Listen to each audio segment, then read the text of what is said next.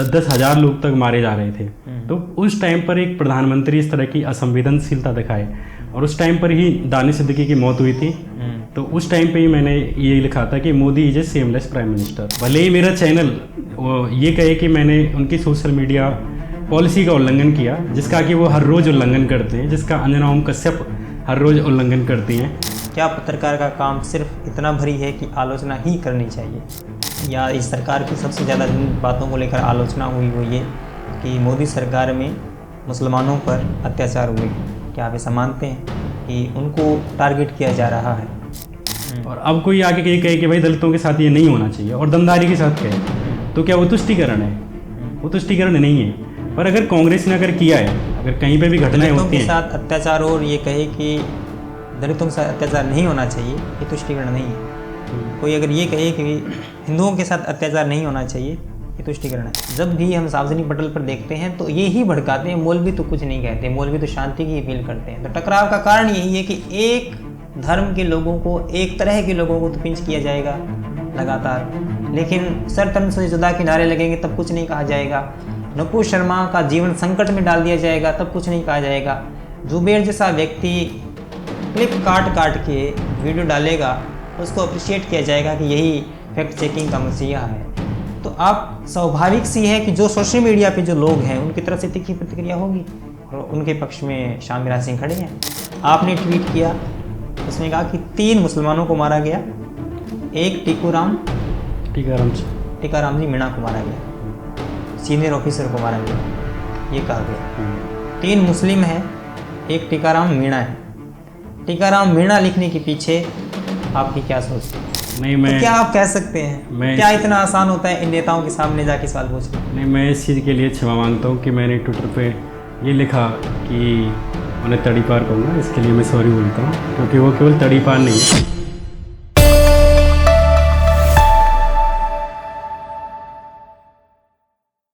नमस्कार, मैं Kumar Shyam, the Kumar Shyam show में आपका स्वागत है। और आज हमारे साथ जो मेहमान हैं वो हैं एक और श्याम मिराज सिंह, मशहूर पत्रकार और यूट्यूबर। स्वागत है श्याम भाई आपका। थैंक यू भाई। तो श्याम भाई, बहुत लंबे अरसे से आपसे जुड़े हुए हैं, लंबे अरसे से आपको देखते आए हैं, पढ़ते आए हैं, और आज आपने हमें वक्त दिया बातचीत के लिए, तो आपका हम आभार व्यक्त करते हैं। इस पत्रकारिता कैरियर की शुरुआत कहाँ से हुई, और मैं आपसे जानना चाहता हूँ कि आपकी जीवन यात्रा, आपकी पृष्ठभूमि जानना चाहता हूँ। आप कहाँ से हैं, कहाँ से पढ़ते हुए आप यहाँ आए? पहले तो कुमार श्याम भाई बहुत बहुत धन्यवाद। और मैं 2015 और 16 के बीच में दिल्ली आया था सिविल सर्विस की तैयारी करने के लिए। मैं मथुरा का रहने वाला हूँ, और उसी दौरान 2018 और 17 का ही टाइम था जब मैं आपका चैनल देखता था। बहुत पहले, और तब से देख रहा हूँ। तब आप गांव में वीडियो बनाते थे, एक बार आपका चैनल शायद किसी ने हैक कर लिया था, कुछ इस तरह का इश्यू था। तो उसी दौरान मैं सिविल सर्विस की तैयारी कर रहा था। फिर ऐसे ही सडनली एक एक्सीडेंट होता है, जिसकी वजह से मैं जर्नलिज्म में आता हूँ, और एक IIMC नाम का इंस्टीट्यूट है जिससे मैंने पढ़ाई करी हिंदी पत्रकारिता की 2017 और 18 में। और उसके बाद फिर मैं सिविल सर्विस के लिए दोबारा लौट गया। इस बीच में मैंने जोश टॉक्स और ETV भारत, फिर उसके बाद इकोनॉमिक टाइम्स, और उसके बाद फिर आज तक, इन जगह पे मैंने नौकरी करी। वैसे मैं मथुरा का रहने वाला हूँ। मथुरा में एक गांव है गोवर्धन में, और वहीं खेती किसानी सब वहीं से सीखा है। तो आज तक पे आप आए, उसके बाद भी वहाँ से इस्तीफ़ा हुआ, और उस इस्तीफे के बाद में चर्चा में आए। मुख्यतः क्या कहानी थी, क्या घटित हुआ, क्या लिखा? क्या आपने ट्विटर पर कुछ लिखा था मेरे ख्याल से, है ना? हाँ, ट्विटर पे मैंने एक ट्वीट किया था। तो उस टाइम पर कोविड का टाइम चल रहा था, और एक दानिश सिद्दीकी पत्रकार थे जिनकी अफगान में मौत हुई थी। तो उसको लेके, जैसे हम देख रहे थे कि कोविड के टाइम पे प्रधानमंत्री बंगाल जा रहे हैं और अलग अलग जगह इलेक्शन रैलीज कर रहे हैं, और उसी टाइम पर वो आके अगले दिन कहते हैं कि आप लॉकडाउन का पालन करिए, आप सोशल डिस्टेंस का पालन करिए। और एक उन्होंने उस टाइम पे एक कहा था कि बच्चों के लिए कि सारे बच्चे अपने पिताओं से कहें कि वो घर से बाहर ना निकलें। और फिर शाम को देखते हैं कि शाम को वो ट्वीट कर रहे हैं कि देखो बंगाल में मेरी कितनी भीड़ आई है, बंगाल की तो जनता बदल रही है। तो एक तरफ आप ये लॉकडाउन का पालन करवाने के लिए कह रहे हो, एक तरफ आप कह रहे हो कि देखो मेरी कितनी भीड़ आई है। तो ये जो हिपोक्रेसी, और उस टाइम पर मतलब 1-1 हज़ार लोग 10-10 हज़ार लोग तक मारे जा रहे थे। तो उस टाइम पर एक प्रधानमंत्री इस तरह की असंवेदनशीलता दिखाए और उस टाइम पर ही दानिश सिद्दीकी की मौत हुई थी। तो उस टाइम पे ही मैंने ये लिखा था कि Modi is a seamless prime minister. तो इस ट्वीट की वजह से फिर आज तक ने मुझे निकाल दिया था। किसने कार्रवाई की? कार्रवाई किसने मतलब कार्रवाई कैसे कैसे हुई, मतलब किसने संज्ञान लिया? आपने कहा होगा कि इसको हटा दो। हाँ, तो मैंने जब ये एक ट्वीट किया था कि Modi ji seamless prime minister, तो उस टाइम पर कांग्रेस वाले टैग कर रहे हैं आज तक को कि देखो तुम दलाली करते हो और तुम्हारा पत्रकार कितना बहादुर है, और इधर बीजेपी वाले टैग कर रहे हैं आज तक को और कह रहे हैं कि देखो तुम लोग तो ठीक ठाक पत्रकारिता कर रहे हो और तुम्हारा ये बंदा क्या कर रहा है। तो इस तरह से दोनों ही आज तक को टैग कर रहे थे। उस टाइम पे मैं मयूर विहार में रहता था और मुझे खूब अच्छे से याद है कि मैं सो रहा हूँ, बेड था, और मैं याद है कि उस टाइम मेरी, इससे पहले भी जब मैं इकोनॉमिक टाइम्स में था तब भी मेरी कंपनी को लोग टैग करते थे। तो मैं इस चीज़ से तरस था कि भाई मुझे कुछ लिखना है, कुछ बोलना है, लोग मेरी नौकरी को खाना चाह रहे हैं। अब मेरे को कोई विचार है, मैं किसी को लेके कोई विचार रख सकता हूँ, लेकिन लोग मेरी नौकरी के पीछे क्यों पड़ते हैं? तो उस टाइम पर भी लोग इकोनॉमिक टाइम्स को करते थे टैग, तो अब ये आज तक को करने लग गए। तो फिर मैंने एक ट्वीट लिखा कि हर बार जब भी मैं कोई ट्वीट लिखता हूँ तो लोग मेरी कंपनी को टैग करने लगते हैं, लेकिन फिर मैं और दमदारी के साथ लिखता हूँ, लेकिन ये बात कहने से पीछे नहीं हटूंगा कि Modi is a seamless prime minister. तो ये चीज़ जब मैं लिख रहा था और जब मैं ट्वीट कर रहा था तो मुझे बिल्कुल पता था कि ये वो ट्वीट है जिस पे मेरे पे एक्शन हो सकता है। भले ही मेरा चैनल ये कहे कि मैंने उनकी सोशल मीडिया पॉलिसी का उल्लंघन किया, जिसका कि वो हर रोज़ उल्लंघन करते हैं, जिसका अंजना ओम कश्यप हर रोज़ उल्लंघन करती हैं, और उनके ही जो रोहित सरदाना थे उस टाइम पर वो उल्लंघन उसके पूरे चैनल की पॉलिसी का खुद चैनल फॉलो नहीं करता, उनकी टीवी फॉलो नहीं करती, और मुझे पता था कि मुझ पे इस पे कार्रवाई हो जाएगी। पर जब मैंने दबाया तो मतलब दवाई दो, तो उस टाइम पे मैंने ट्वीट कर दिया। अगली शाम मुझे एक ईमेल आता है अचानक, तो ईमेल में लिखा होता है कि डियर श्याम मीरा सिंह, बोला कुछ कार्रवाई होगी, हो सकता है मेरी सैलरी कट करें, हो सकता है ये कुछ दिन के लिए छुट्टी पे भेज दें। इतनी कार्रवाई का एक होता है। लेकिन जैसे ही उन्होंने उसमें बीच में एक शब्द था टर्मिनेशन, कि आपको टर्मिनेट किया जाता है तत्काल अभी, तो फिर मुझे एक मेरी कंपनी से ही कॉल आया, एक बड़े अधिकारी थे वो, कि तुम्हें कोई ईमेल आया क्या बॉस का या एचआर का? मैं बोला आया तो है।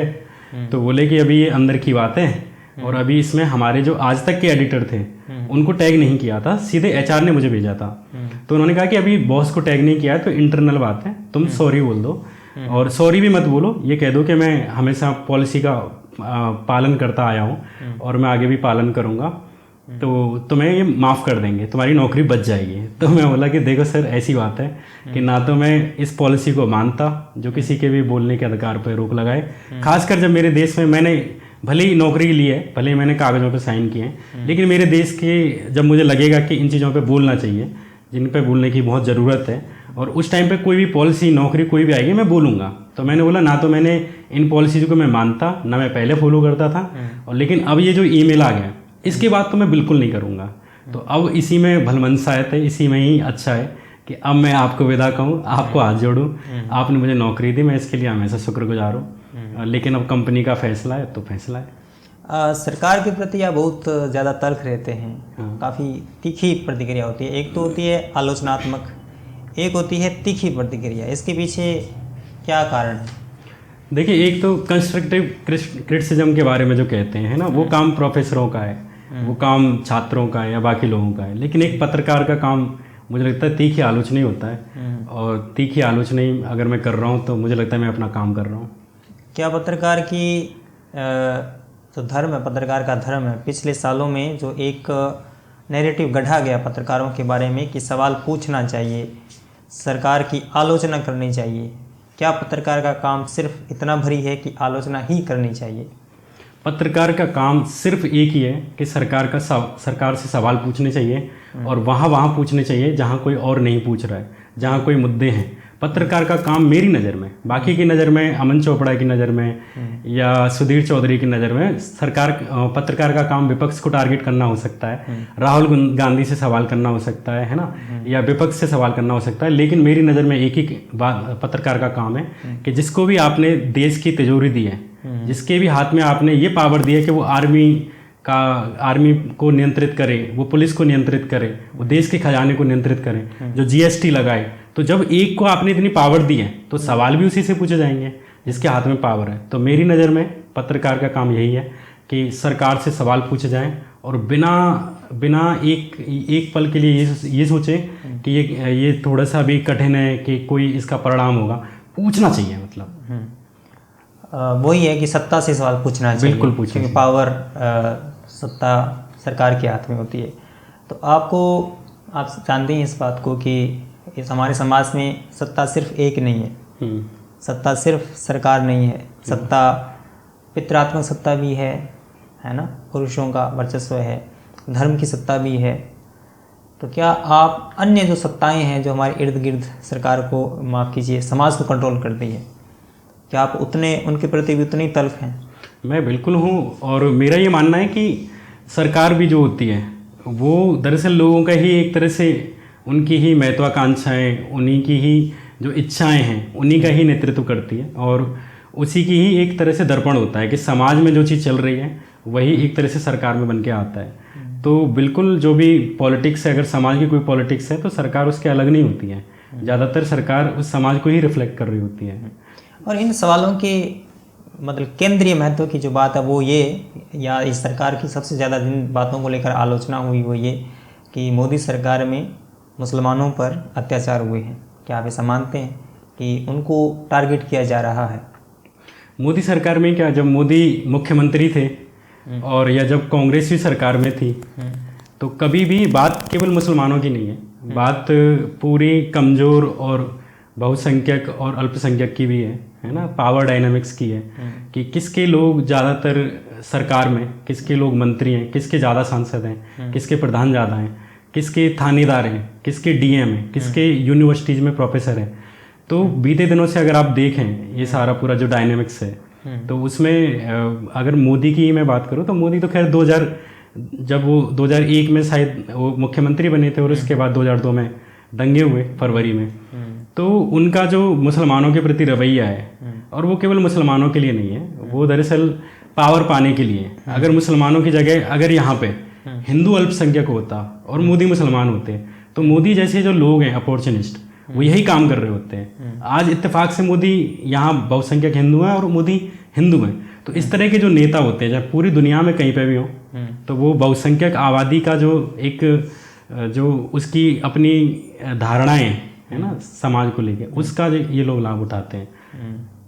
तो मतलब मोदी बने हों चाहे योगी बने हों, बहुत से ऐसे नेता हमारे समाज में जिन पर यह आरोप लगता है कि इन्होंने बहुसंख्यक आबादी के भावों का तुष्टीकरण करके अल्पसंख्यकों को दबाकर सत्ता हासिल की।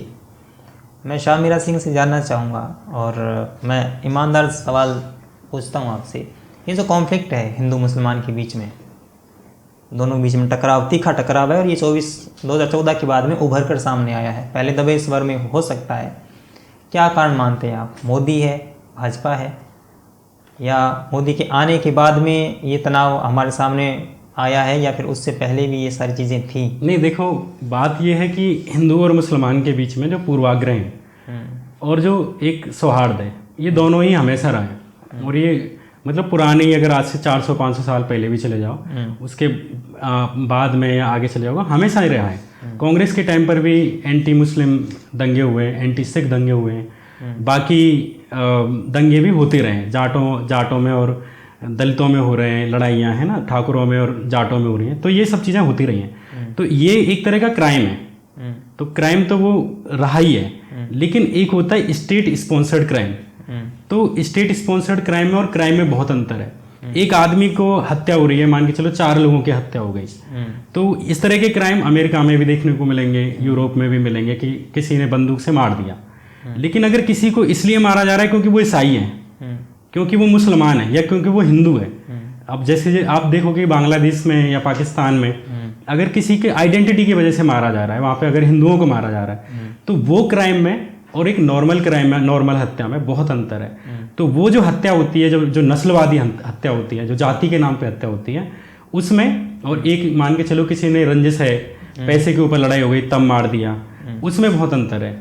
तो अभी जो चीज़ें देखने को मिल रही हैं, चाहे वो अभी हाल की जो मेवात की घटना थी, चाहे 2014 से लेके अभी तक, ऐसा कोई हफ्ता नहीं गया, ऐसा कोई दिन नहीं गया जिस दिन टीवी पे हिंदू मुसलमान नहीं हुआ हो, जिस दिन हमारे सामाजिक विमर्श में नहीं हुआ हो, हमारे ट्विटर पे ये चर्चा नहीं चल रही हो, तो हर दिन यही चल रहा है। और इसका रीज़न ये है कि अब पहले ऐसा कोई मंत्री नहीं था, मतलब कांग्रेस के टाइम पर या बाकी, कि वो ये कह रहा हो कि 80 और 20 की लड़ाई है। आज तो मुख्यमंत्री ये बात कह रहे हैं। पहले आप बताइए कौन सा मुख्यमंत्री ऐसा कह रहा था कि ये 80-20 की लड़ाई है। तो आप ये मत कहिए कि ये आरोप है, आरोप नहीं, ये फैक्ट है कि मोदी और योगी दोनों हिंदुओं को बेवकूफ़ बनाकर और मुसलमानों को एक राजनीतिक खिलौना बनाकर ये इस तरह से ये खेला जा रहा है। और ये मोदी और योगी की भी बात नहीं है, ये पूरा आरएसएस का है। और आरएसएस में भी ये जो अपर कास्ट है उनकी पॉलिटिक्स का है कि उनको पता है कि हम किसी भी तरीके से सरकार में नहीं आ सकते, हम एक ही तरीके से आ सकते हैं, वो है हिंदुत्व के नाम पर। तो जिस तरह से आप देखोगे कि मंडल की जो राजनीति थी कि मुलायम सिंह यादव मुख्यमंत्री बनते हैं या मायावती मुख्यमंत्री बनती हैं या इधर लालू प्रसाद यादव बनते हैं, नीतीश कुमार बनते हैं, तो वो जो एक तरह से 90 के दशक में ये जो पूरी पॉलिटिक्स आरएसएस की या जो मैं कह सकता हूँ अपर कास्ट की, खासकर ब्राह्मण्स की, है ना, तो वो जो पॉलिटिक्स धीरे धीरे पीछे जा रही थी और दलित वर्ग, ओबीसी वर्ग जो ऊपर आ रहे थे, जो अब जिनका अभी तक कोई प्रतिनिधित्व नहीं था, जिनके लोग प्रधानमंत्री नहीं बनते थे, उनकी जो एक सरकार आ रही थी, उनको काउंटर करने के लिए 90 के दशक में हिंदुत्व आता है कि राम मंदिर लेके आओ। तो 90 के दशक से ये चीज़ें ज़्यादा तेज हुई। तो ये जो हिंदुत्व है ये कोई एंटी मुस्लिम ही नहीं है, ये एंटी दलित भी है, एंटी ओबीसी है, ये एंटी इंटेलेक्चुअल है, एंटी एजुकेशन है और ये एंटी वेमेन है। और वही आरएसएस आगे चल के ओबीसी प्रधानमंत्री बना देता है। देखिए, एक होता है कि टोकन प्रधानमंत्री होना, है ना, प्रधानमंत्री अगर ओबीसी, मोदी अगर ओबीसी के ही प्रधानमंत्री हैं तो ओबीसी के प्रोफेसर क्यों नहीं है यूनिवर्सिटीज़ में, असिस्टेंट प्रोफेसर क्यों नहीं है डीयू में, ओबीसी के बच्चों के क्यों एडमिशन नहीं हो रहे, वहाँ पर केवल उन्हीं लोगों के एडमिशन क्यों हो रहे हैं जो एक खास जाति से आते हैं, वहाँ पर सचिव सारे एक ही कास्ट के क्यों बनाए जा रहे हैं। आप देखो ना कि जितने भी मंत्रालय के सचिव हैं, जितने भी डीएम हैं, वो किन कास्ट के बनाए जा रहे हैं, वहाँ ओबीसी के क्यों नहीं बनाए जा रहे हैं। असिस्टेंट प्रोफेसर ओबीसी का कैसे बनेगा, ओबीसी का कैसे बनेगा, किस तरह से, मतलब ये कि ओबीसी असिस्टेंट प्रोफेसर की एक प्रक्रिया जैसे इंटरव्यूज होते हैं, ठीक है, पहली बात तो नीचे से ही आप देखो कि पीएचडी के जो डीयू में एडमिशन होते हैं उनमें केवल, आज ये सबको पता है, जितने भी पीएचडी के, अगर मेरे जो दर्शक हैं, जितने भी छात्र हैं वो देख रहे होंगे या आप हैं जिन्होंने भी कभी पीएचडी के लिए ट्राई करने की कोशिश करी है डीयू में, है ना, या बाकी और यूनिवर्सिटीज़ में, तो उनको पता है कि डीयू में सिर्फ जुगाड़बाजी से होता है। जुगाड़बाजी से अभी के टाइम पे तो ये हो रहा है कि अगर आप आरएसएस से हो और अगर आप खास जातियों से हो तो आपका पीएचडी में एडमिशन होगा, नहीं तो नहीं होगा। तो हालांकि ओबीसी की जो प्रॉब्लम थी कि ओबीसी के प्रोफेसर नहीं आए, तो वो कांग्रेस के टाइम पर भी था, ऐसा नहीं कि इन्हीं के टाइम पर ये अभी भी जारी है। अगर ओबीसी प्रधानमंत्री हैं तो फिर ये समस्या क्यों नहीं सॉल्व हो रही। तो जो आप कह रहे हो ना कि ओबीसी के प्रोफेसर, पहले तो यही है ना कि ओबीसी के छात्रों के ही एडमिशन पीएचडी में नहीं हो रहे। तो ये मेरे तो बहुत सारे दोस्त हैं जो डीयू में एडमिशन लेना चाह रहे हैं, लेकिन ये तो क्लियर है कि अगर आपके अगर डीयू में जुगाड़ नहीं है, प्रोफेसर आपके जानकार नहीं है, आपका सरनेम पांडे नहीं है, तो आपका एडमिशन नहीं होगा। आपका यादव है तो आपको बहुत कम चांस है, दलित है तो आने नहीं देंगे। और ये मीडिया से लेके हर चीज़ में आप अगर एक दलित हैं और दलित आइडेंटिटी के साथ हैं, दलित सवालों के साथ हैं, आप यादव हैं और ओबीसी सवालों के साथ हैं, तो आपका किसी मीडिया ऑर्गेनाइजेशन में नौकरी भी नहीं लगेगी, कोई सीवी को बुलाएगा नहीं आपको। मैं विषांतर करता हूँ, और सेकुलरिज्म की इस देश में काफ़ी चर्चा होती है, और हालांकि ये जो एक खेमा है जो लेफ्टिस्ट खेमा कहा जाता है, वो भी सेकुलरिज्म के उस तर्क की आलोचना करता है जिसमें जहाँ मुसलमानों का तुष्टीकरण किया जाता हो। एक शुद्ध विचार, एक पवित्र विचार के रूप में सेकुलरिज्म देश में मान्य है, जिसको लेकर अपने पुरखों की राय थी कि ऐसा होना चाहिए। उसके बाद में उसमें राजनीति घुसी। क्या आप मानते हैं कि सेकुलरिज्म के नाम पर मुसलमानों के साथ तुष्टीकरण का भाव रखा गया कांग्रेस के द्वारा? देखिए, ये तो मतलब मैं कांग्रेस का प्रवक्ता तो हूँ नहीं। दूसरा ये कि कांग्रेस का जो शासन भी रहा वो भी मेरे से, मतलब मेरी जो राजनीतिक समझ बनती है 2014 में, उससे पहले रहा। तो मैं नहीं देखता कि ऐसे कोई कांग्रेस के द्वारा या किसी भी और पार्टी के द्वारा ऐसा किया जा रहा है, लेकिन कुछ नेताओं के द्वारा ये चीज़ें होती रहती हैं। जैसे आज हिंदुओं का तुष्टीकरण हो रहा है, तुष्टीकरण मतलब 80% जनता का इस समय हो रहा है कि हम हिंदुओं को ये नहीं होने देंगे, हिंदुओं को वो नहीं होने देंगे, जो कि हो कुछ नहीं रहा। कोई हिंदू खतरे में नहीं है, मैं खतरे में नहीं हूँ या बाकी लोग जो सामान्य जीवन जी रहे हैं ना, लेकिन लोगों में भरा जा रहा है कि आप खतरे में। तो तुष्टीकरण तो हिंदुओं के नाम पे हो रहा है। 80% जनता का तुष्टीकरण होगा, 16% जनता का क्या ही तुष्टीकरण होगा। दूसरी बात यह है कि पीड़ित समाज जब भी होता है, चाहे दलित हो, अगर कोई दलितों की बात करे, क्योंकि दलितों को पीटा जा रहा है, और अब कोई आके ये कहे कि भाई दलितों के साथ ये नहीं होना चाहिए और दमदारी के साथ कहे, तो क्या वो तुष्टीकरण है? वो तुष्टीकरण नहीं है। पर अगर कांग्रेस ने अगर किया है, अगर कहीं पे भी घटनाएं होती हैं, के साथ अत्याचार और ये कहे कि दलितों के साथ अत्याचार नहीं होना चाहिए, ये तुष्टीकरण नहीं है। कोई अगर ये कहे कि हिंदुओं के साथ अत्याचार नहीं होना चाहिए, ये तुष्टीकरण है। नहीं नहीं, बिल्कुल नहीं है। मैं ये कह रहा हूँ कि देखिए, एक चीज़ मैं यहाँ पे बताऊँगा कि कल परसों मैंने एक चीज़ पढ़ी जो शायद किसी ने पेरियार के नाम पे लिखी थी। तो उसमें उन्होंने कहा कि अगर कोई बड़ा देश छोटे देश के साथ अन्याय कर रहा होगा तो मैं छोटे देश के साथ खड़ा हूँ। अगर वो छोटा देश, उसके अंदर भी कोई मेजोरिटी कास्ट है और मेजोरिटी रिलीजन है, और वो एक छोटे धर्म वाली या एक कमज़ोर या अल्पसंख्यक समुदाय पे अत्याचार करेगा, तो मैं उस अल्पसंख्यक समुदाय के साथ हूँ। अगर उस अल्पसंख्यक समुदाय का अगर कोई मालिक है और वो अपने एम्प्लॉय के साथ अन्याय करता है, तो मैं उस एम्प्लॉय के साथ हूँ। और अगर वो एम्प्लॉय घर पे आके अपनी पत्नी के साथ, अपने बच्चों के साथ गलत व्यवहार करता है, अपने माँ बाप के साथ गलत व्यवहार करता है, तो मैं उस औरत के साथ हूँ। तो मेरा ये मानना है कि भारत में जहाँ पर करीब 80% जनसंख्या हिंदुओं की है ना, वहाँ पर 16-17% मुस्लिम है, तो वहाँ पर तो स्वाभाविक है कि ये जो क्लैश है, वहाँ पे एक वर्ग भारी पड़ रहा है। क्योंकि आप बताइए कि थानेदार अगर हिंदू है, डीएम भी हिंदू है, सिपाही भी हिंदू है, प्रधानमंत्री भी हिंदू है, सचिव भी हिंदू है, थानेदार भी हिंदू है, वहाँ पे मुस्लिमों का तुष्टीकरण कहाँ से हो जाएगा? वहाँ पे तो हिंदुओं का हो रहा है ना।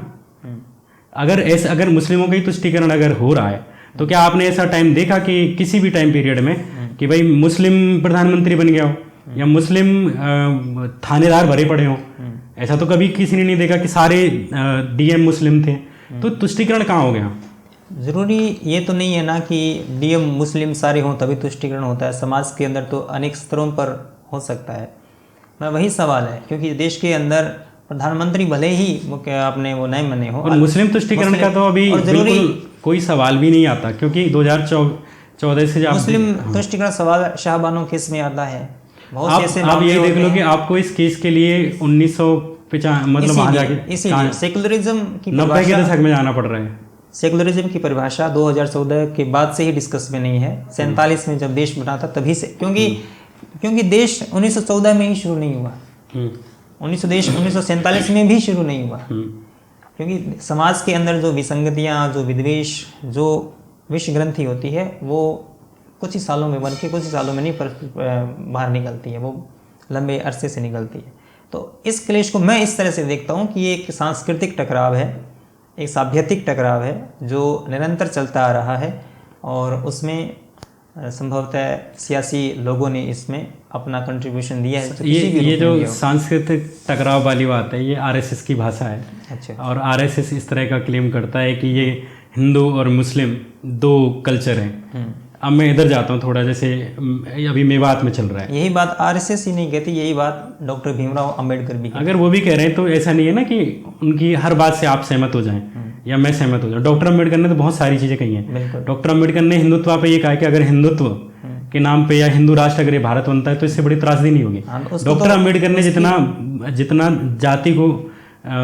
जाति की आलोचना की है या आरएसएस की आलोचना की है या हिंदूवादी पॉलिटिक्स की करी है, उतनी तो उन्होंने किसी ने भी नहीं की। उसको प्रचारित तो मैं वही तो कह रहा हूँ ना कि हर आदमी डॉक्टर अंबेडकर के थॉट्स की मुस्लिमों के खिलाफ है तो वो वाला ले लो, लेकिन अगर वो हिंदुओं की आलोचना कर रहे हैं तो उसको मत लो। अंबेडकर के विचारों को वो लिया जा रहा है जो हिंदुओं के खिलाफ कहा गया है। मैं यही तो कह रहा हूँ ना, सब अपने अपने हिसाब से ले रहे हैं, ठीक है। तो उसकी चर्चा तो उसमें नहीं जा रहा है। मैं वे एक बात बता रहा हूँ कि अभी मेवात में जैसे भी हुआ, तो वहाँ पे एक जाट नेता का मैं बयान सुन रहा था कि उन्होंने कहा कि ये जो हिंदुत्व के नाम पर चल रहा है हम इसमें शामिल नहीं है। जाट किसान है और अपनी किसानी खेती करें।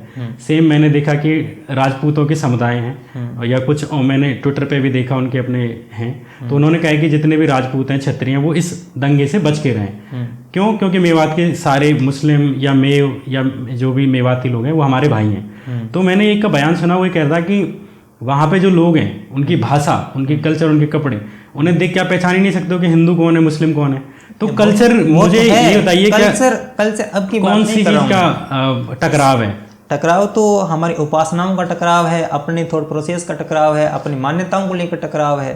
टकराव ये है कि उनकी किताब ये कहती है कि जो भी विधर्मी है, जो हम जैसा नहीं है, उसको रहने का अधिकार नहीं है। ये जो विचार है, ये विचारों का टकराव है। और वह टकराव चाहे वेशभूषा एक हो गई हो, एक समान हम भोजन करते हों, क्योंकि भौगोलिक दशाओं से ये चीज़ें मैं ये कह रहा हूँ, किताब की बात कर रहे हो ना आप, जैसे पुराणों में 18 पुराणे है ना। मैं जब हिस्ट्री का स्टूडेंट हूँ तो एंशिएंट हिस्ट्री के तो पुराणों में कहाँ कहाँ दिक्कतें हैं, कहाँ कहाँ प्रॉब्लम है, वो सब पढ़ी है मैंने। तो इन पुराणों की जो कल्पनाएं है ना, शूद्रों के लिए क्या क्या लिखा गया, कहीं भी लिखा हो, या लेकिन महिलाओं के लिए क्या क्या लिखा गया, तो किताबों से मतलब एक लिमिट तक चीजें चलती हैं, ऐसा नहीं कि नहीं चलती हैं। लेकिन मुझे नहीं लग रहा कि मैंने कोई मुस्लिम दोस्त देखा और वो मुझसे मिला तो बोला भाई मैं भी पहले एक बार किताब में पढ़ के आता हूँ, देखूंगा कि किताब में तुम्हारे लिए क्या लिखा है, क्योंकि तुम्हें सांस्कृतिक टकराव यहाँ पे मैं ये कह रहा हूँ, सांस्कृतिक टकराव नहीं है, सांस्कृतिक नासमझी है कि मैं उन लोगों में रहा हूँ जो आम हिंदुओं में मुसलमानों के प्रति जो एक पूर्वाग्रह था वो मेरे अंदर भी था। लेकिन जब मैं यूनिवर्सिटीज में आया, मेरे मुस्लिम दोस्त बने, तब मुझे पता चला कि ये जो मुझे मतलब बताया जा रहा था, मेरे अंदर जो नफरत भरी जा रही थी, इस आदमी में और मेरी समस्याओं में तो कोई अंतर नहीं है। हम तो दोनों भाई हैं, हमारी बातचीत एक है, समस्याएं एक है, हमारी महत्वाकांक्षाएं एक हैं। तो ये कौन सा टकराव है? कोई टकराव नहीं है। मैं पहले ही मैं बता रहा हूँ, मथुरा में एक जगह है डीक गेट और हॉली गेट वाला एरिया, तो उसमें क्या है कि मटन वगैरह की दुकान होती थी। उनसे मेरी कभी कोई बात नहीं हुई, उन्होंने मुझे कभी कोई परेशान नहीं किया। लेकिन जब भी आम हिंदू या ऐसे लोग जो वहाँ से गुजरते थे तो डर के निकलते थे, ठीक है। लेकिन अब ये मेरा उस टाइम का बता रहा हूँ कि मैं मथुरा में मुस्लिमों को टोपी को देख के भी डर जाता था, मान के चलो, या उनकी वेशभूषा देख के, क्योंकि मेरी कोई बातचीत ही नहीं है उनसे, मैंने उनसे बात ही नहीं करी।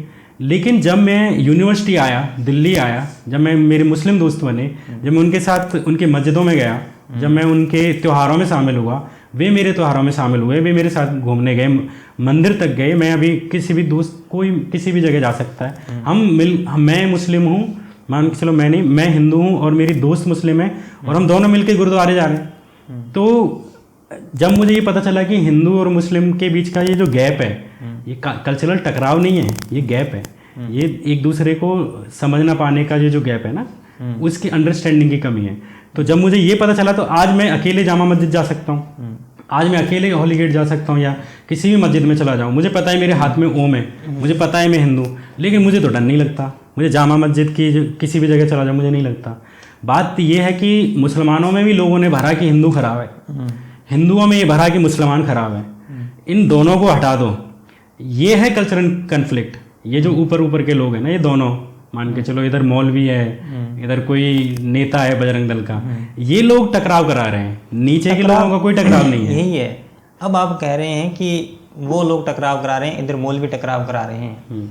टकराव तब होता है जब ये कहा जाता है कि ये यही टकराव करा रहे हैं, मौलवी जी तो शांति के लिए। मैंने तो दोनों का बोला। अब कहा है आपने। सबसे महत्वपूर्ण बात यही है कि जब भी हम सार्वजनिक पटल पर देखते हैं तो यही भड़काते हैं, मौलवी तो कुछ नहीं कहते, मौलवी तो शांति की अपील करते हैं। तो टकराव का कारण यही है कि एक धर्म के लोगों को, एक तरह के लोगों को तो पिंच किया जाएगा लगातार, लेकिन सर तन से जुदा के नारे लगेंगे तब कुछ नहीं कहा जाएगा। नुपुर शर्मा का जीवन संकट में डाल दिया जाएगा तब कुछ नहीं कहा जाएगा। जुबेर जैसा व्यक्ति क्लिप काट काट के वीडियो डालेगा, उसको अप्रिशिएट किया जाएगा कि यही फैक्ट चेकिंग का मसीहा है। तो आप स्वाभाविक सी है कि जो सोशल मीडिया पे जो लोग हैं उनकी तरफ से तीखी प्रतिक्रिया होगी, और उनके पक्ष में शामिरा सिंह खड़े हैं। तो आपने ये कहा कि हिंदुओं से पूछा जाता है कि ये क्यों कर रहे हो, वो क्यों कर रहे हो, लेकिन मुस्लिमों से नहीं कहा जाता है ना। तो ये चीज़ श्याम भाई, बात ये है कि आप देख के दर से रहे हो। ये जो सवाल ही है ना कि हिंदुओं से कहा जा रहा है, मुस्लिमों से नहीं कहा जा रहा, ये सवाल वहीं से आ सकता है जब आप हिंदुओं के पक्ष में खड़े होके, उनके बैटल पे खड़े होके, तभी आप देखें कि किधर के सवाल पूछे जा रहे हैं, किधर के नहीं। मैं ये कह रहा हूँ कि अगर हम सोशल मीडिया का पूरा ग्राफ देखें, बाकी देखें, आप केवल देख रहे हो कि लिबरल जो संख्या बमुश्किल 1 लाख संख्या होगी इस देश में, कि वो लोग क्या पूछ रहे हैं, लेकिन आप ये नहीं देख रहे हो कि 135 करोड़ में से जो कट्टर हिंदू करीब 40-50 करोड़ लोग हैं, वो क्या सवाल पूछ रहे हैं। वो पूरे दिन उनको मुसलमानों से ही पूछना है कि मुसलमान ये कर रहे हैं, मुसलमान वो कर रहे हैं, वो ये नहीं देखते कि हमारी मेजोरिटी क्या कर रही है। तो ये जो सवाल है ना कि मौलाना से क्यों नहीं पूछ रहे, आप हिंदुओं से ही क्यों पूछ रहे हो, बजरंग दल से क्यों पूछ रहे हो, ये सवाल भी अपने आप में वही सही है कि आप देख कर, अगर आप बीच से खड़े होकर देखोगे तो आपको ये पता चलेगा कि एक बहुत बड़ी आबादी ऐसी है जो केवल मुसलमानों को ही टारगेट कर रही है, और एक छोटी मोटी संख्या में ऐसी भी है जो हिंदुओं के करती है। लेकिन मेरा मानना यह है कि आप कभी भी गांव में देखा होगा, गांव में ताऊ होते हैं, समझदार लोग होते हैं, तो समझदार लोग हमेशा उधर ही ज़्यादा कहते हैं कि भाई तुम ज़्यादा हो, तुम्हारी संख्या ज़्यादा है, तुम्हारे पास ज़्यादा पावर है, तुम्हारे मंत्री हैं, तुम्हारे डीएम है, तुम्हारे दरोगा हैं, तो भाई थोड़ा तुम ही संभल के रहो।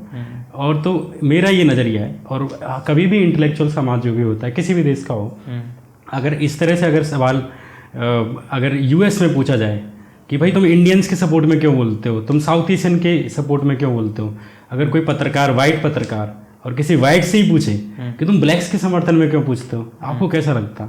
ये से लगता है यार देखो ये आदमी, इसके अंदर वाइट सुपरमेसी है, ये कहीं ना कहीं वाइट सुपरमेसी के ही सपोर्ट में बोल रहा है। लेकिन कायदे से हमेशा यही पूछा जाना चाहिए। और मैं कह रहा हूँ पूरा देश हिंदुओं की बड़ी संख्या को, जो आज मुसलमानों के साथ हो रहा है इस सरकार में, ये ज़बरदस्ती कर रही है। इनको करना तो ये हिंदुओं के सवालों को अलग है, इनको एजुकेशन पे इनके पास कोई जवाब नहीं है देने के लिए, हेल्थ का जवाब नहीं है। आज भी एम्स के बाहर जाओ, इतनी भीड़ है जो आज से 8 साल पहले थी। आज भी जिला अस्पतालों की यही हालत है, आज भी आप प्राइमरी स्कूलों में यही हालत है, कोई चेंज नहीं हुआ है ना। सवाल अलग, मैं यही बता रहा हूँ। तो ये जो हिंदू बार बार ये हिंदू मुस्लिम कर रहे हैं ना, उन सवालों को करने के लिए मेजोरिटी के ही सवाल हैं, तो मेजोरिटी को ही ये साइडलाइन कर रहे हैं जो बीजेपी और आरएसएस के लोग हैं। लेकिन अभी ये पूछा जा रहा है कि बार बार कि भाई मुसलमानों के सपोर्ट में क्यों बोल रहे हो। मैं कह रहा हूँ कि देश के ज़्यादातर लोगों को, जितने भी इंटेलेक्चुअल हैं, जितने भी प्रोफेसर हैं, जितने भी छात्र हैं, आज उनको मुसलमानों के साथ खड़ा होना चाहिए, अल्पसंख्यकों के साथ खड़ा होना चाहिए, क्योंकि उनके सामने एक पूरी सरकार है जो उनको टारगेट कर रही है, पूरी सिपाही हैं, पुलिस है। आप देखोगे पुलिस, कल भी मैं देख रहा था मेवात वाले में भी, पुलिस हमेशा, दिल्ली दंगों में भी ये देखा गया कि पुलिस हमेशा जो मेजोरिटी वाली भीड़ है उसके साथ खड़ी रहती है। सामने मतलब लोग हैं, मैं ये कह रहा हूँ दोनों लड़ रहे हैं, ठीक है, लड़ेंगे, मारेंगे, कटेंगे, लेकिन पुलिस का काम, सरकार का काम, या जो बीच के लोग हैं उनका काम यही होता है कि वो बीच बचाव कराएंगे और न्याय करेंगे। तो मेरा यही तक कहना था इसमें। देखिए, इसमें दिक्कत ये है कि आपने कहा कि सरकार में वो पुलिस अफसर उनके हैं, डीएम उनके हैं, सब कुछ उनके हैं। प्रॉब्लम क्या है कि अगर आप अनुपात की दृष्टि से जाएंगे, अनुपातिक जो जनसंख्या का अनुपात है, उसी स्थिति में सारों का पदों पर अपना प्रतिनिधित्व होना चाहिए, फिर भी 80% तो हिंदू ही हो जाएंगे। तो इस क्लेश का तो कोई अंत है नहीं। मैं सवाल को थोड़ा बदलता हूँ। अभी आपने कहा कि सरकार है जो मुसलमानों को टारगेट करती है, इसके पीछे आपने आधार, आपने कहा पुलिस वो उन लोगों के पक्ष में रहती है जो दंगा करते हैं, या सरकार के पक्ष के जो लोग हैं उनको करते हैं। जैसे कल या परसों ट्रेन में जो हादसा हुआ, उसमें एक अफसर ने 4 लोगों को मारा। आपने ट्वीट किया, उसमें कहा कि 3 मुसलमानों को मारा गया, एक टीकाराम जी मीणा को मारा गया, सीनियर ऑफिसर को मारा गया, ये कहा गया। 3 मुस्लिम है, एक टीकाराम मीणा है। टीकाराम मीणा लिखने के पीछे आपकी क्या सोच थी? 3 मुस्लिम, एक हिंदू होना चाहिए था, टीकाराम मीणा कैसे था? नहीं, ऐसा नहीं था। उसमें ये था कि ट्विटर पे क्या होता है कि अभी बड़े में लिखने का मौका आ गया है, अब बड़े में लिख सकते हो, और एक ट्वीट जो होता है नॉर्मली छोटे में अभी भी जारी रहता है। तो जब मैंने शुरुआत में सबसे पहले लिखा, तो उसमें बाकायदा मैंने 3 मुस्लिम पीड़ितों का नाम लिखा है कि ये फलाने हैं, ये फलाने, ये फलाने, और उनके जगह का भी नाम लिखा है कि ये चूड़ी बेचने वाला था, ये बिहार से था। 3 मुस्लिमों के नाम है, और टीकाराम मीणा जी का भी नाम है, और उनका काम के बारे में कि आरपीएफ के एसआई हैं। लेकिन जब वो आगे ट्वीट किए मैंने अलग उसके अलावा, तो उसमें ट्वीट में 280 शब्दों की सीमा होती है। तो मैंने उसमें टीकाराम मीणा लिख दिया, और बगल में फिर वो 3 मुस्लिमों के नाम नहीं लिख सकता, तो मैंने 3 मुस्लिम लिखा शॉर्ट में। दूसरी बात कि आपने ये बात जो पूछी, मैंने इस तरीके से नहीं लिखा था जिस तरह से आप पूछ रहे हो, लेकिन मैं इसकी इंटरप्रिटेशन जरूर करना चाहूँगा कि जब किसी ये जो टीकाराम मीणा थे, जब उनको चेतन नाम था, या प्रेम, क्या नाम, चेतन चौधरी था ना, हाँ, जो भी है। तो जब चेतन चौधरी नाम का लड़का, उनको उसके अंदर ये साहस आता है कि इसको मैं मार सकता हूँ, फलाने को मार सकता हूँ, फलाने को नहीं मार सकता। हमारे देश में आप ये बात मानिए कि गांव की पॉलिटिक्स मैंने देखी है कि गांव में अगर कोई ठाकुर है तो वो किसी ठाकुर पे हाथ उठाने से पहले, किसी ब्राह्मण पे हाथ उठाने से पहले, किसी जाट पे हाथ उठाने से पहले, किसी यादव पे हाथ उठाने से पहले 4 बार सोचेगा। लेकिन वहीं कोई दलित आदमी है, उसमें भी अगर वो खेती हर मजदूर है, उसमें भी वो एकदम कमजोर है, तो उसको पीटने में, उसको थप्पड़ मारने में वो 1 मिनट के लिए नहीं सोचेगा, 1 मिनट के लिए गाली देने में नहीं सोचेगा। तो ऐसा नहीं है कि वहाँ पे मैंने ये सोच के नहीं लिखा कि मीणा लिखना है, मुझे आदिवासी दिखाना है, ये तो आप बता रहे हो तो मैं समझ रहा हूँ। लेकिन अगर आपकी ही इंटरप्रिटेशन से जाऊँ जिसका आप आरोप लगा रहे हो, मैं तो उसको स्वीकार करने के लिए तैयार हूँ कि ऐसा होता है कि प्रेम जो चेतन चौधरी है, अगर वो मीणा को मार रहा है, अगर वो किसी कमजोर को मार रहा है, किसी दलित को मार रहा है, और जैसा कि उसने मुस्लिमों को मारा, जब वो आज कह रहे हैं कि वो मानसिक रूप से बीमार है, लेकिन जब वो ट्रेन में गया तो उसको हिंदू कोई नहीं नजर आया टीकाराम मीणा के बाद, उसको सारे मुस्लिम नजर आए, एक आदिवासी नजर आया। वो तो तब तो लड़ाई हो रही है तो उसने मार दिया उसको, टीकाराम मीणा को। लेकिन जिस चीज के लिए मारा कि वो योगी और मोदी के लिए कह रहा है, मतलब हिंदू और मुसलमान वाला कह रहा है कि क्योंकि ये योगी और मोदी इनको सबक सिखा रहे हैं मुस्लिमों को और इसलिए हमें साथ देना चाहिए। एक सेकंड, लेकिन जब वो उसने टीकाराम मीणा को मारा तो उसके बाद फिर उसने किसी हिंदू को नहीं मारा, किसी महिला हिंदू को नहीं मारा, उसने ये देखा कि दाढ़ी किसकी है। पेंट्री में एक आदमी मिला तो मार दिया, फिर आगे कोई मिलता है चूड़ी वाला, उसको मार दिया, तो फिर वो उसने सारे मुस्लिम मारे। तो मैं ये कह रहा हूँ, एक तो वहाँ पे अगर मैंने ये नहीं लिखा है कि टीकाराम मीणा लिखा है और ये लिखा है, एक तो मैंने बताया कि जगह की कमी थी, लेकिन अगर जगह की कमी नहीं होती तब भी मैं इस पूरी इंटरप्रिटेशन को ऐसे एज इट इज स्वीकार कर लेता कि हाँ, हमारे देश में जातीय आधार पर, राजनीतिक आधार पर, इवन विचारधारा के आधार पर, जैसे मैं आपको बताऊंगा कि गोविंद पानसरे थे, या अभी मैं बताता हूँ जिनके बारे में मैंने वीडियो बनाई, उनकी सीरीज बनाई है, तो गोविंद पानसरे के बारे में या गौरी लंकेश के बारे में, नरेंद्र दाभोलकर के बारे में। नरेंद्र दाभोलकर ब्राह्मण आदमी थे, लेकिन उनको मार दिया गया। मारा किसने? सनातन संस्था से जुड़े हुए कुछ कार्यकर्ता थे, उन्होंने मारा। वो किसकी पॉलिटिक्स कर रहे हैं? वो ब्राह्मणिज्म, हिंदू धर्म, सनातन धर्म की कर रहे हैं, लेकिन फिर भी उन्होंने ब्राह्मण को मार दिया। क्यों मार दिया? इसलिए मार दिया, जैसे कन्हैया कुमार भूमियार है, लेकिन उसको फिर भी बहुत प्रताड़ित किया गया, परेशान किया गया। ऐसे बहुत सारे उदाहरण हैं। या सुधा भारद्वाज है, वो तो ब्राह्मण है, लेकिन उनको परेशान किया गया। एक हमारे फेसबुक पे फ्रेंड ने, उनका मैं नाम भूल रहा हूँ, आदिवासी वर्ग की वो आवाज़ उठाते हैं, वो भी ब्राह्मण है, उनका नाम हिमांशु जी है, हिमांशु कुमार। वो आदिवासियों की आवाज़ उठाते हैं, लेकिन उन पर केस कर दिए, वो तो ब्राह्मण थे। मैं कह रहा हूँ कि इस देश में राजनीतिक आधार पर, वैचारिक आधार पर, इवन क्षेत्रीय आधार पर और जातीय और धार्मिक आधार पर होते हैं। और जब किसी पे अन्याय, अगर मान के चलिए किसी हिंदू ने कि उसकी बहन से कोई लड़का प्यार करता था, मान के चलो मुस्लिम, उसको मार दिया, तो वो एक तरह से ऑनर किलिंग में मान लेंगे कि चलो ऑनर किलिंग है, वो एक अलग अपराध है हमारे यहाँ। अगर किसी ने पैसे के लेन देन में किसी की हत्या कर दी, तो वो हिंदू भी हो सकता है हत्यारा, और वो हत्यारा मुस्लिम भी हो सकता है। लेकिन अगर किसी को इसलिए मारा जा रहा है कि मान के चलो वो हिंदू है और इसलिए उसको मार दो, या अगर कोई मुस्लिम है इसलिए उसको मार दो, कोई दलित है इसलिए उसको मार दो, तो फिर वो क्राइम बाकी क्राइम से अलग है। ये बात मैं आपको समझाने कह रहा हूँ। फिर वो जो क्राइम है ना, जो जातीय आधार पे, नस्ली आधार पे, वो फिर पूरी इंसानियत के लिए शर्मनाक है। आपने हाल ही में राहुल गांधी का इंटरव्यू किया, भूपेश बघेल का इंटरव्यू किया, तो मैं समझना चाहता हूँ कि ये तो कमरे में बैठ के वीडियो के सामने सवाल पूछना, एक साक्षात सामने आके सवाल पूछना, दोनों में आपने कोई अंतर महसूस किया? नहीं, बहुत अंतर है एकदम। और हाल ही में आपने ट्वीट किया कि मैं अमित शाह को सामने जाकर तड़ीपार कह सकता हूँ। नहीं, मैं तो क्या आप कह सकते हैं? क्या इतना आसान होता है इन नेताओं के सामने जाके सवाल पूछना? नहीं, मैं इस चीज़ के लिए क्षमा मांगता हूँ कि मैंने ट्विटर पे ये लिखा कि उन्हें तड़ीपार कहूँगा, इसके लिए मैं सॉरी बोलता हूँ, क्योंकि वो केवल तड़ीपार नहीं है, वो एकदम आपराधिक किस्म की पृष्ठभूमि से आए हैं। उनको अपहरणकर्ता भी कह सकता हूँ। उनको मैं उन पे जो आरोप थे, जो सीबीआई की चार्जशीट थी 2007 में, तो 7 और 8 में जो सीबीआई की चार्जशीट है, मैं कह रहा हूँ, मैं केवल अमित शाह को केवल तड़ीपारी नहीं कहूँगा, मैं तो ये कहूँगा कि वो रंगदार हैं। उन्होंने, उन पर इस चीज़ के भी आरोप थे। सीबीआई ने बाकायदा चार्जशीट दाखिल करी थी कि वो हिंदू जो उद्योगपति थे, हिंदू व्यापारी थे, राजस्थान वाला एरिया या ये जो गुजरात का जो एरिया था अहमदाबाद वाला, उसमें उन लोगों से पैसे उगाते थे और मुसलमानों से उगवाते थे।